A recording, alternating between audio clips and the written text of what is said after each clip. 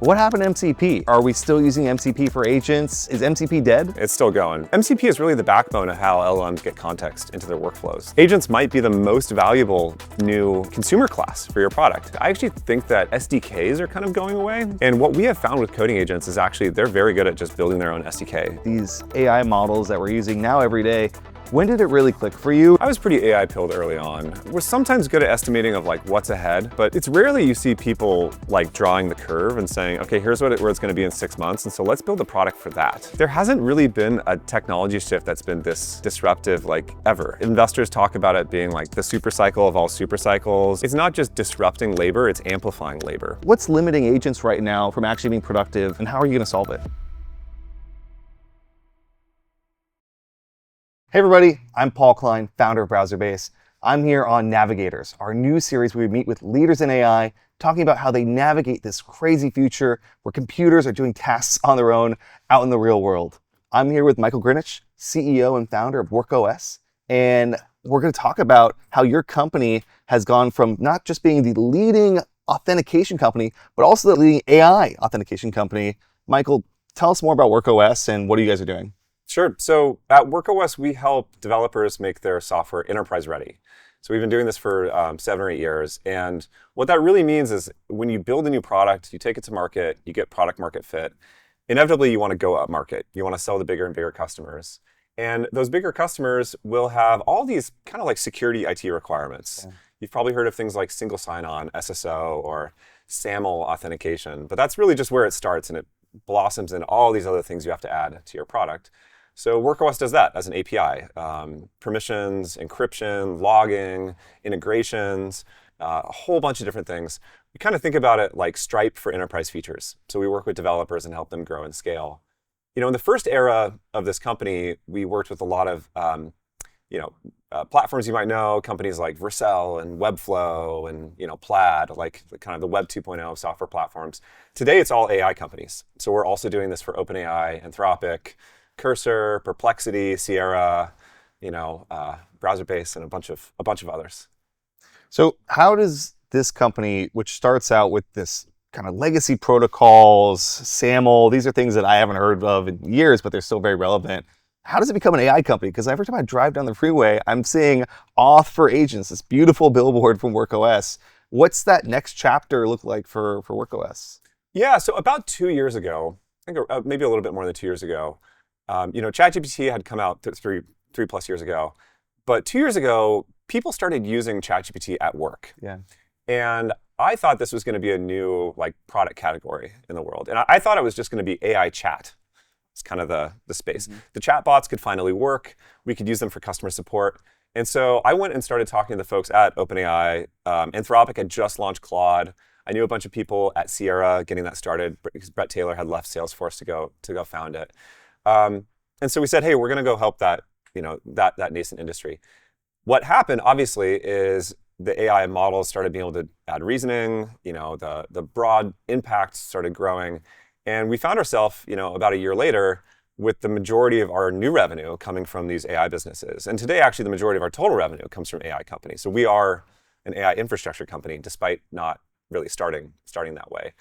And I think the reason why is because these AI businesses, they're essentially still B2B software companies. They sell to other organizations. They help them with productivity or business improvement or acceleration. But they still get scrutinized in the same way by security and IT teams. So if you build the next Cursor, for example, AI-assisted coding editor, or maybe you do it for lawyers or doctors in another vertical, you're still going to have to go through the security and procurement cycle. And so some things are different in the AI era, but a lot of these things are still the same. The main difference, though, with AI companies is they grow faster. So in the past, if you built a SaaS product, you could slowly go up market. So if you look at a company like Slack, they kind of meandered up market over time. Or maybe something like Dropbox. Like they really took their time getting to enterprise. Or Figma, another great example. It was very consumer for a long period of time, and obviously now is enterprise. Today with AI, you can't do that. You have to go after enterprise immediately. If you don't do the enterprise motion, someone else will, and they'll take that market. And so that's what we've seen that's really different. Like we saw that with Cursor, where pretty much within the first year of them launching, they had an enterprise strategy and started growing after enterprise. And so the time compression is real, and that's how we fit into them. Yeah, it's so interesting because I think in the past, you think of an enterprise company as one that has like a crusty CEO and a big enterprise sales team. But it sounds like what you're saying is that modern AI companies, they can do both. They can go enterprise first and serve the individual and this SMB right away, maybe using WorkOS. What kind of tactics are you seeing that's different across founders now that are starting AI companies that maybe you didn't see in the past in the world of traditional B2B SaaS? I think in the past, there was sort of a disconnect between the product development and kind of product market fit, market discovery moment, and then the commercialization step later, because you could kind of separate these two worlds.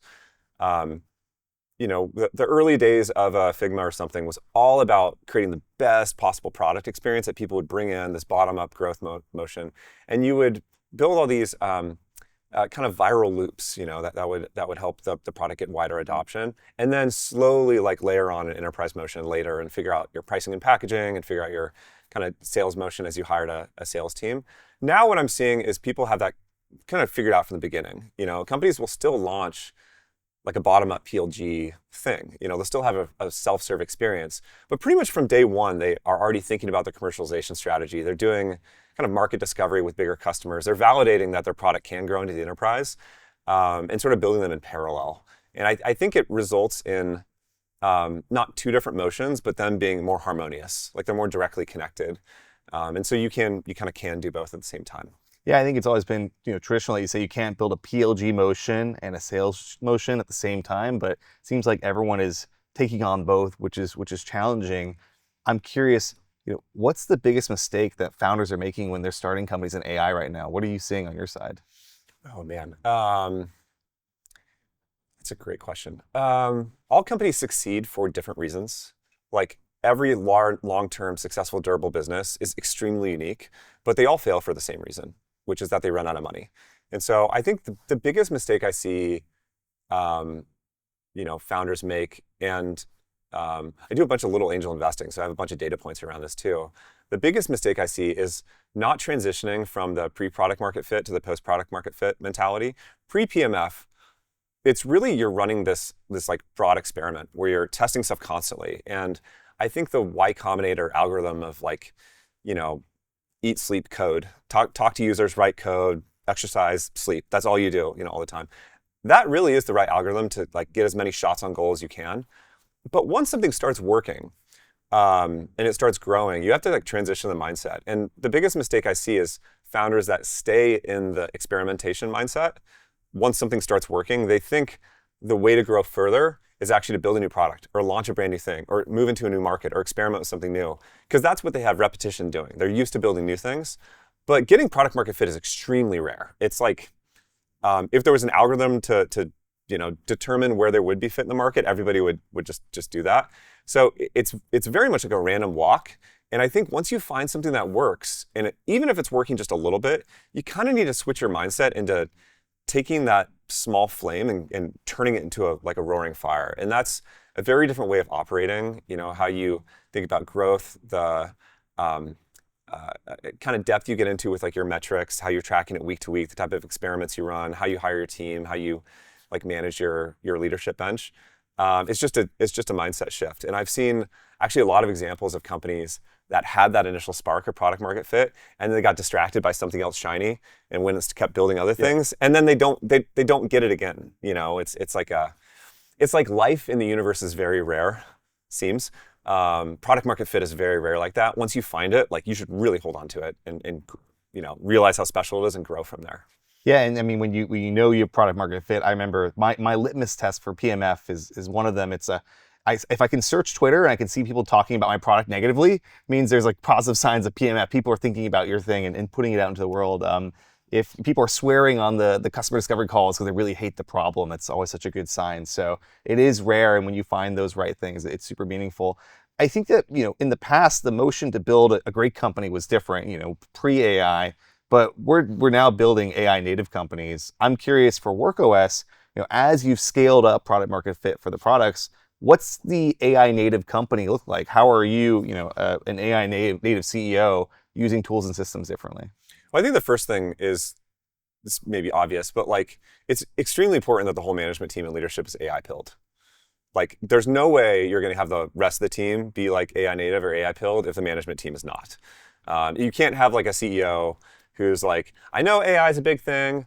I can just kind of use ChatGPT once in a while, but I know it's a big thing, so I'm going to tell my whole team to go use it. It doesn't work. It has to be leadership by example.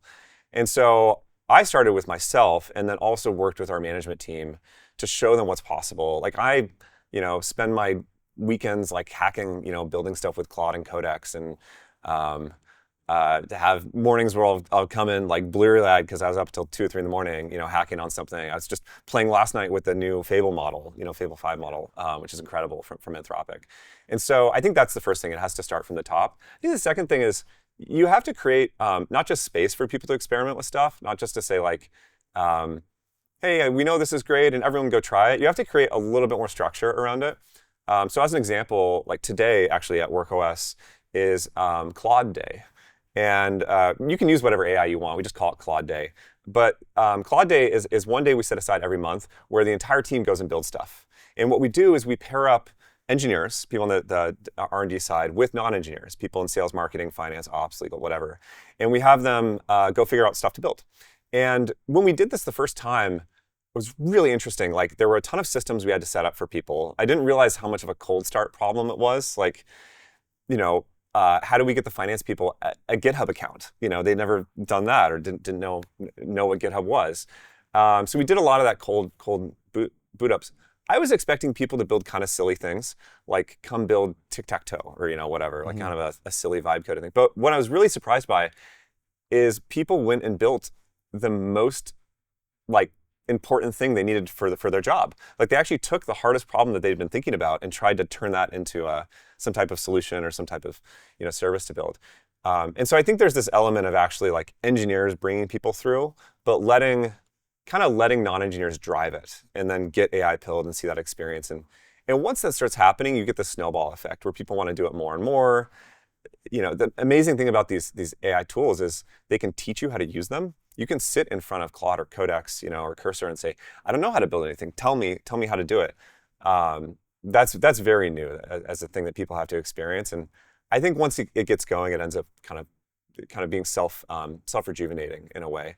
But if you don't have curiosity and experimentation from your management team, if you don't have the leadership team really leaning in, if you don't have your engineering managers saying like, going back into the code and actually getting hands-on, no one's going to follow them, and I think that's a place where a lot of companies get stuck today. Yeah, I think Claude Day and having your team, self-improving and building things internally that make the company better compounds over time. So that's early for you, but I imagine over the next 6-12 months, WorkOS will be executing faster because of these investments and probably even learn to build better.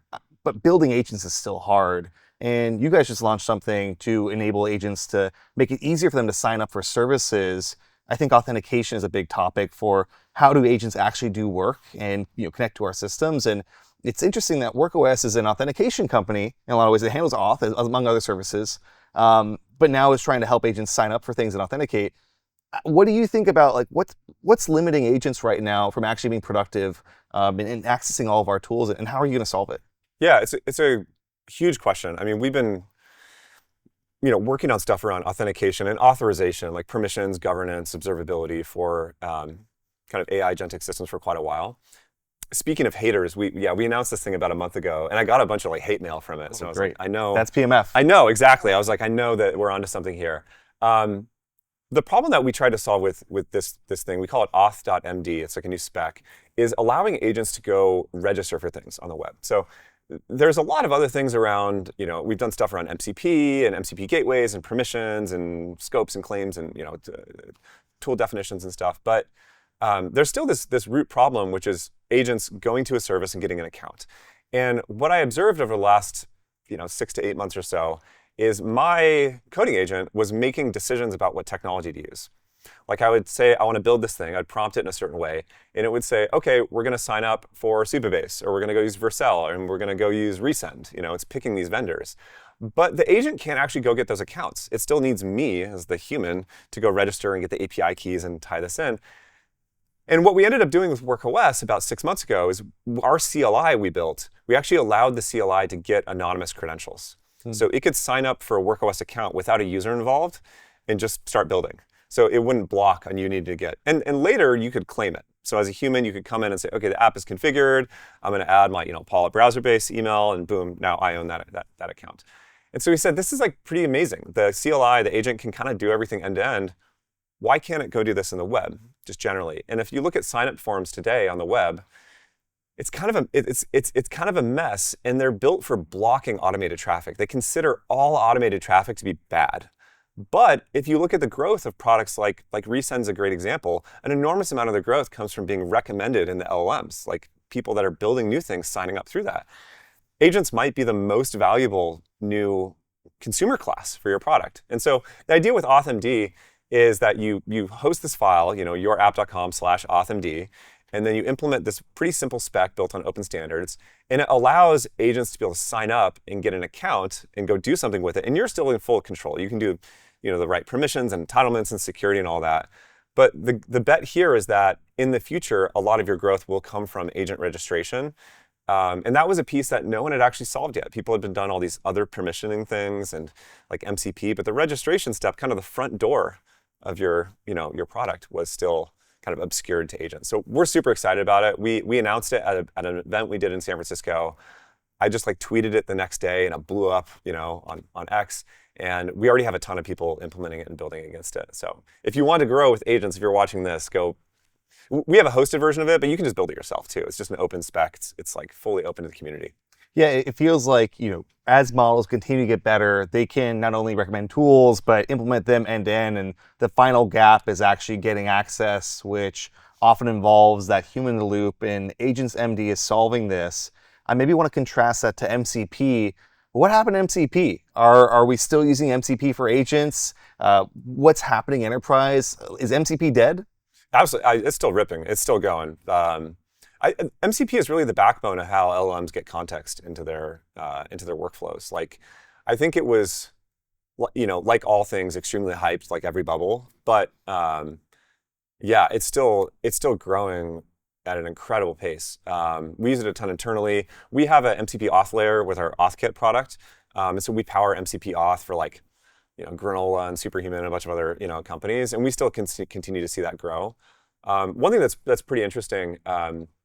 My friend Craig, who runs marketing at Supabase, he was telling me that, paraphrasing him, users that connect to Supabase over MCP are 4 times more likely to pay for Supabase. And so it's actually like a higher intent signal. And it sort of makes sense. If you connect over MCP, you can actually do more stuff in an automated fashion. It sort of gives your agent superpowers, your coding agent. So it's definitely a thing that's still growing. I just think like every technology wave, things are. The question is always is it overhyped or is it real? And the answer is yes. It's like both of those things together in every cycle. And so despite maybe MCP not being demoed at every single meetup, we still see it growing quite a bit. Yeah, I think there's so many cool parallels to what's happening at the protocol layer for agents, as well as what happened at the identity layer back in the past. WebAuth, and there's all these auth protocols that the world has tried to make happen and persist, but you and I both know that it's very hard for a protocol to stick. What's different about AI? Is MCP the final protocol? Are there new protocols that will come out in the future? And maybe why don't protocols work in the past for things like identity where you don't see adoption the way you want to? It's a good question. I mean, MCP is quite different than normal, API endpoints, REST endpoints, like JSON objects you get back. It's more of like an RPC framework. Like tool calling is kind of like a function call that you can make. And I think also the ability to push context into some type of LLM chat experience, that is quite powerful. It's kind of like in the Matrix when Neo is lying there and he's like, I know Kung Fu. They just download Kung Fu into his brain. It's kind of what MCP does. Like you connect, like the Supabase MCP, and your coding agent now is like, okay, I know how to use Supabase. I know it immediately. It's not the only way that things connect. I actually think that SDKs are kind of going away. So SDKs were built for human consumption. And what we have found with coding agents is actually they're very good at just building their own SDK. If you have an open API spec, they'll just go against it and directly interface with it. So some things like that I think will fall off, like the pure human interfaces. I even joked with some folks on our team that we could delete our API docs for people, because like I don't think humans really read it anymore. They talk to some type of chat agent for questions, and then that thing has consumed the docs and is able to answer your question. But I don't see MCP going away. It's very hard to launch new protocols because you need to have this like combination effect of multiple things together. With auth.md, the way that we launched it was as this like open spec. We don't think it should be owned by a certain organization or one company. We don't think it should be gated by anybody. And to me, that's very important for the way of AI development kind of mapping to what we've done on the web, like the open web. It's really the only way that these things kind of get momentum and truly take over and become a standard. It can't be owned by any single company. There's probably more opportunity for this across agents, like cross-agent communication, different types of security protocols. There's no real standard for doing approval workflows today. That's like a thing. Like if it needs to escalate to a person to approve or deny something, everyone kind of does that differently. But usually what ends up happening is there's like a broad explosion of different ideas, many different experiments, and then kind of developers in the market converge on a few patterns, and then someone raises their hand and says, hey, we had a meeting with 5 of us and we think that this is the right design, and then usually they're wrong, and so the version 2 is what gets fixed, and then we standardize on that. So we're probably in kind of the early phases of that for AI. Yeah, it certainly feels like it's still early, and even though new models come out, and my mind is blown seemingly every single week, I want to maybe look backwards and think about the moment that you realize that this is going to change the world, that these AI models that we're using now every day, when did it really click for you? And what did you see in that moment that felt like was going to change the trajectory of your company and maybe everything about the way we work these days? I was pretty AI pilled early on. I mean, I had a bunch of friends that had gone and worked at OpenAI. I always joke sometimes if I wasn't building WorkOS, I'd probably be working at one of the labs with folks there. And studied a bunch of AI stuff when I was in school. I think it's very hard for people to understand exponentials. There's so few things in the world that are exponentials that we as humans have evolved to deal with. I mean, it's like vanishingly rare. And so we're sometimes good at estimating of like what's ahead. Like when people look at the Mythos models or Codex 5.5 and the capabilities, they really evaluate them today and they're like, what can I build today? But it's rarely you see people like drawing the curve and saying, okay, here's where it's going to be in 6 months, and so let's build a product for that. Because I think it gets a little wacky as you like start to think about the acceleration of the capabilities. And even the labs, I think people there struggle with it. Like Sam has talked about this. It's just not a natural thing. No one imagined we were going to need this many chips or this much power consumption ever. And yet it's clearly evident the case that we're running towards it. So I've been kind of trying to force my brain into thinking in this way for a long time. And instead of saying all the reasons why something won't happen, trying to sit in the place of saying like, if this does happen, what needs to be true, what will be true, or what will change. I still struggle with it. And I don't know if any of us can really anticipate like the way this is going to change fully, like how we work. There hasn't really been a technology shift that's been this disruptive like ever. Investors talk about it being like the super cycle of all super cycles. It's different because it's not just disrupting labor, it's amplifying labor. And I think the closest thing we probably have is stuff kind of like the Industrial Revolution or invention of agriculture maybe, which let us move from hunter-gatherers societies because we didn't have enough food into like building cities and societies actually where we could have the food production separate from the commerce and kind of living areas, and we just haven't experienced a shift like that in like modern history or modern memory. So I think it's going to go for quite a while, and anticipating trying to guess what it's going to be like now is kind of like going back to the 50s and reading the futuristic stories of like flying cars and we're all going to live on the moon and stuff like that. Like in a lot of ways they were off in that way, but in other ways you see them video conferencing. And that was like a crazy idea. The idea you could talk to somebody live on a screen, and have it. And we just do that every day. Like that's like I was video calling somebody on the way over here. So there are probably things right now that seem totally insane, like almost impossible, that will be extremely commonplace. And there's likely other things that we think are totally crazy that just like won't materialize. And it'll be funny that we even imagined that to be the case. Well, Michael, here's to building for the exponential future, and I really appreciate you taking the time today. On the curve. Thanks a lot, Paul. Thanks, man.